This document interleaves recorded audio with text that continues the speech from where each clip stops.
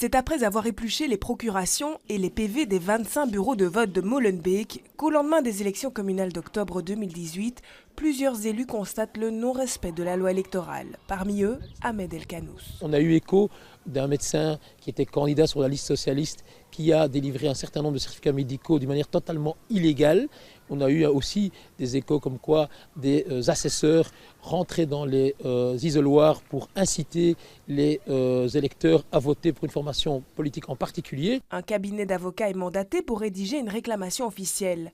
Dans le projet de celle-ci, on peut lire que les résultats des élections dans ces bureaux de vote ne peuvent être considérés comme suffisamment fiables, en sorte que les élections dans la commune de Molenbeek-Saint-Jean doivent être annulées.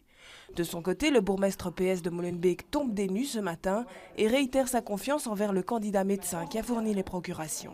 Je suis assez sidérée qu'on puisse lui reprocher potentiellement d'avoir eu des pratiques malhonnêtes. J'entends qu'on parlerait de 35 procurations. Je veux rappeler quand même que les résultats des élections à Molenbeek se sont joués à des milliers de voix. Donc si on regarde la différence entre ma liste et celle de M. El Kanous, qui est accusateur ici, on est à 9000 voix de différence entre nos deux listes.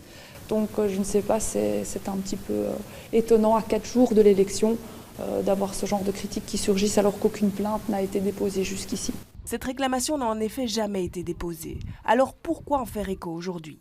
J'attire ici vraiment l'attention de tous les démocrates de notre région. Il faut légiférer pour faire en sorte qu'on ne vive plus ce genre de situation. Une demande appuyée par le coprésident d'Ecolo qui réagit ce matin en réclamant au ministère de l'Intérieur de renforcer les procédures de contrôle dans la commune en vue du prochain scrutin.